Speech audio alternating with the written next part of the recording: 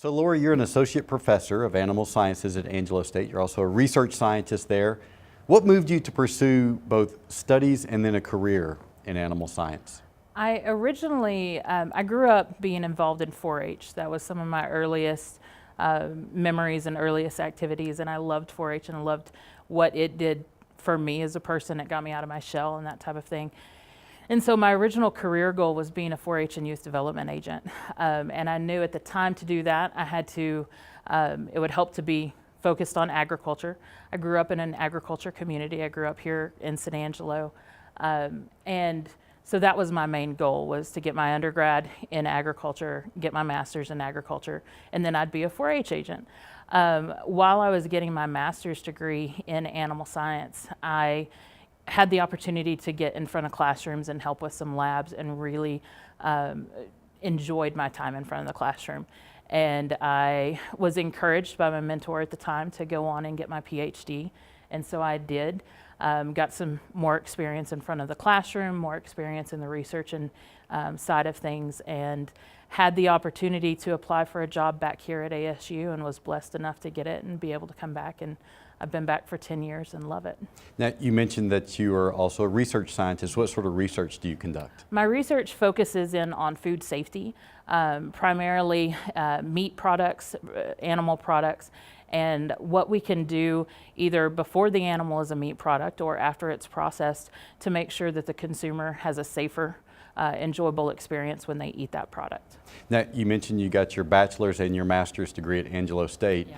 And you also, before we started, before we turned on the cameras, you told an interesting story about how you ended up back at Angelo State. It's sort of your dream campus. It is. You know, once I realized that I would like to teach in a classroom, I always wanted to teach at a university like ASU, the size and the feel of it.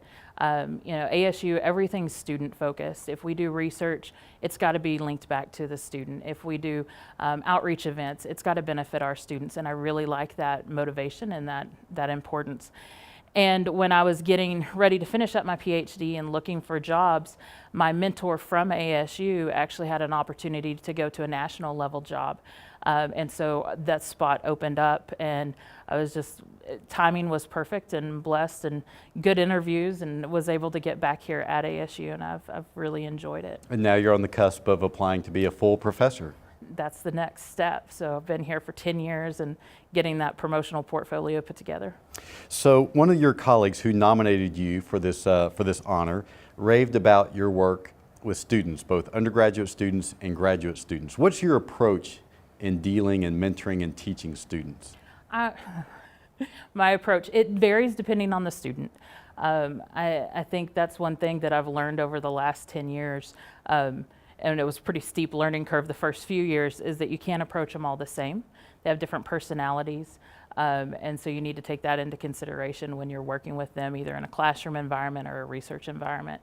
But I love being able to teach them something new. You know, they leave my classroom and hopefully they not only have information that they didn't have before, but they know how it applies to their life.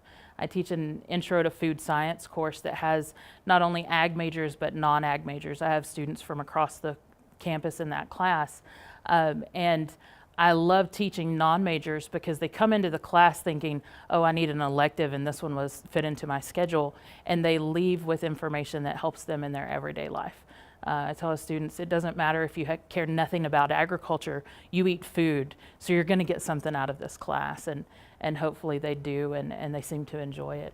Is it a different approach with undergraduate students versus graduate students? Absolutely. I expect more things from my graduate students. I tell them that coming in. You know, my goal teaching undergraduate students is to help get them the information they need. My goal with my graduate students is help them to figure out how to use that information they've learned previously and apply it into situations. And that's what we really focus on, is critical thinking, and how can you take this information you can get out of a textbook. In today's world, you can find information online, in books. The information's out there. The people who can succeed are the ones who can apply it and figure out how to help the community and the groups that they work with that information. Now, your colleague also raved about your mentoring of both your fellow professors and other employees within your department. What sort of colleague and peer do you seek to be? a professional and a kind one.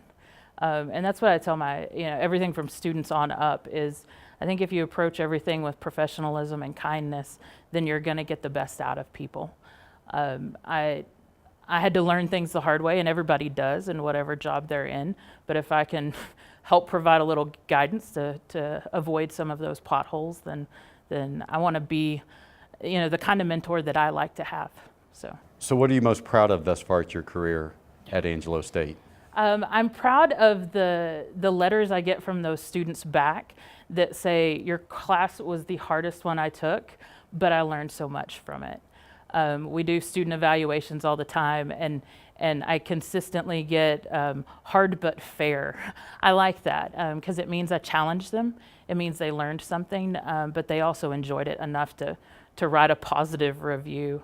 I've been blessed with other awards and had amazing opportunities to work with research scientists from across the country, including other countries. We've worked with some research scientists out of Canada, so great opportunities there.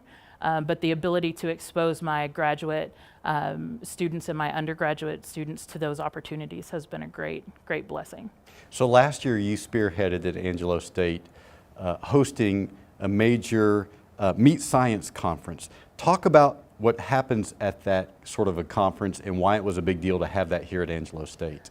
So the conference was the Reciprocal Meats Conference, and that's our national conference for our National Association of Meat Scientists.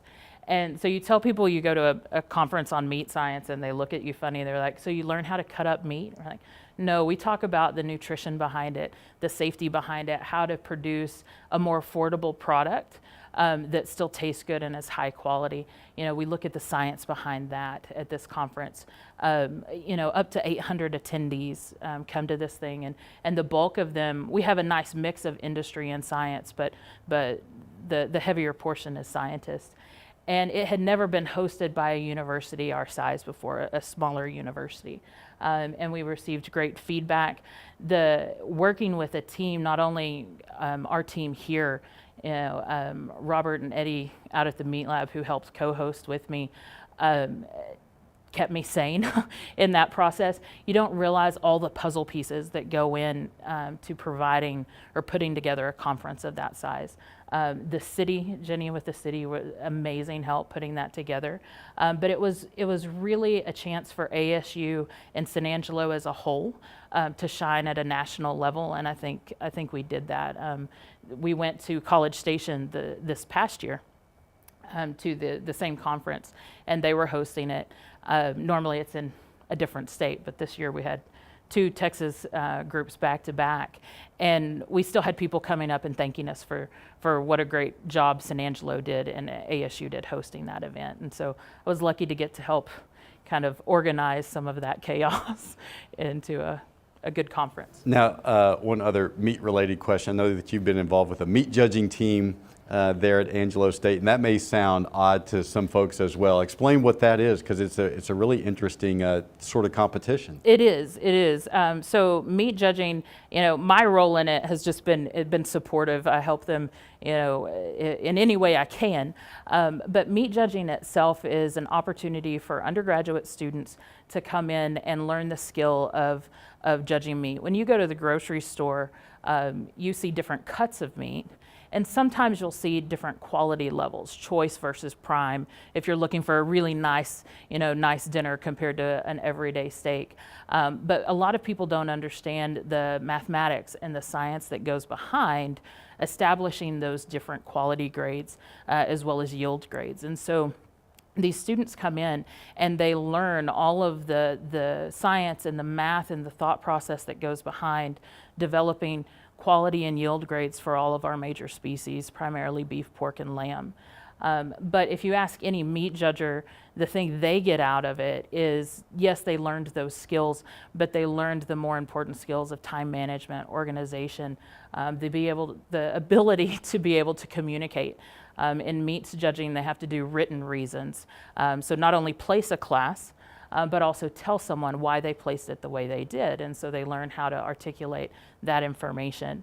And my role in it is not as their coach, it's just helping, one, encourage them, and help them navigate the process of going to class and meets judging and get those things accomplished. We also host a few meets judging events for the high school level here locally, and so I help put and coordinate those as well. And it's actually a very accomplished team at Angelo State. It is. They have done incredibly well in the past few years. The other teams they're competing against are the Tier 1 institutions, the large Texas A&M, Texas Tech, Oklahoma State, Colorado State University. ASU has been defined as a regional institution because of our size, but when you're looking at that competitive level, we're up there with them. We give them a run for their money, and so I'm proud of the students and the effort and the amount of time that they put into it. Our current team, we have 2 teams going at any one time, and they overlap. Our current team that's competing this year was up at the meat lab at 6 a.m. this morning practicing. That's when they practice, is because they've got to get practice in before they can go to class to get all their work done and still be successful at it. So away from campus, you're very actively involved in Rush Street Ministries. For anyone who doesn't know what that is, explain what it is and what it does. Rush Street Ministries is a ministry that our goal is to be the hands and feet of Jesus in the Concho Valley. We help people when they're in need of food, clothing, some furniture, and more importantly, just prayer. And so individuals that are having a hard time making it to that next paycheck can come in. We sit down with them. We do a short questionnaire process. Anyone is eligible for assistance. And after we see what their needs are, we can help them out with groceries up to 5 times a year, help them out with clothing a couple of times, and then furniture if they need it. And then we have the opportunity to help people that have suffered from house fires that have come in, and we're able to help outfit them, get them back on their feet, that type of thing. But in any of those situations, the last thing, we don't let them out of the chair before we offer to pray with them, and help them in that emotional standpoint as well as their physical needs. What about that experience moves you? Yeah, I mentioned I was raised going to 4-H events. And from day one in 4-H, it's part of their pledge is to serve others with their hands, heart, health, and the helping other component has just always spoke to me. I've been very blessed to be born in the United States in a family that, I didn't realize that we might not have had as much money as some of my friends, but we never went hungry. And to see those who haven't had all of those opportunities, it was a reality check, and the ability to help them out, get them to a more dignified place, because that's a humbling experience having to come in and ask for that kind of help. But to help them get through that challenge and be smiling when they leave instead of a little less downtrodden when they came in, I think it's what God wants us to do, and that's it's one of the opportunities I have to do to accomplish that. And you're also involved in a campus ministry as well. Yeah, I went to ASU for my undergraduate and my master's degree, and one of the groups that I was very involved with was the Christian Campus Center. Now they're called Rams for Christ. And so anytime I have an opportunity to help them out, they serve a meal, a dinner on campus every Sunday night because the cafeterias typically aren't open then. And so it's an opportunity. You don't have to be a specific denomination. You don't even have to be Christian. You just need to be hungry, to come in. And so whenever I get an opportunity to help them out, it's always a fun experience. And I get to see my students outside of classrooms, and that to me is fun. It shocks them occasionally because they're not used to seeing me in a non-classroom environment, but it's fun. And I've developed some friendships from those students that I've got to work with through those opportunities. So.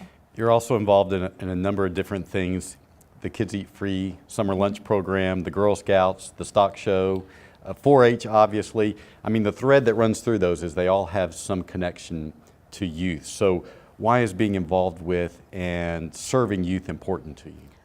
That's where we're going to make the biggest difference, the biggest long-term difference. If we can, I've been working with college students for over 10 years now, and and they're amazing. They're amazing in the time and effort they're willing to put into things. But I think one of the things that really hit me is there's not as much emphasis on community service at that point.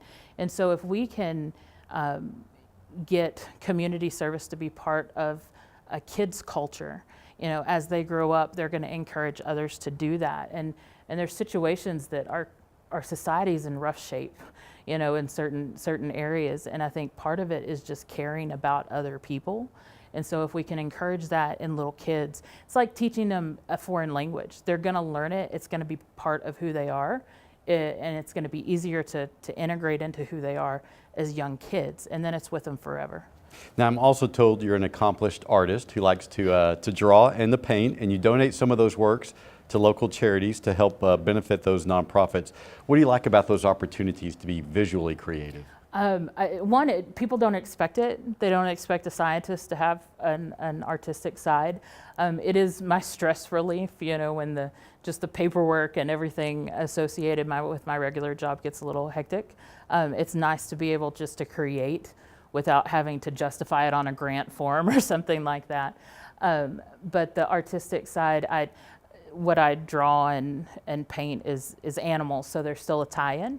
I just think, I don't know, animals, the variety and everything is gorgeous to me, and have an opportunity to try and get that on paper to, you know, for someone else to enjoy is fun to me.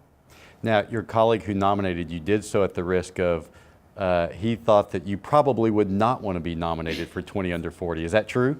Let's put it this way, they waited until the day he was going to submit it. He had to get some information from me, and he's like, so I need this information.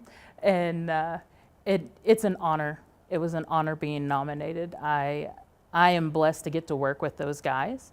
I think we're an excellent team. And so they deserve it just as much as me. They're a little over 40, so, but I do appreciate it. It is a humbling experience. So how do you define leadership? One, it's guiding others, right? But I think a good leader has the ability to help others find their skills and how they can contribute to a goal of a group, and figuring out how to piece that all together, hopefully for the common good of their group or the community or something like that. But it's the ability to help others find the best in themselves and put it to use. So talk about a leader who you feel like has influenced you in some significant way. Goodness, there's so many.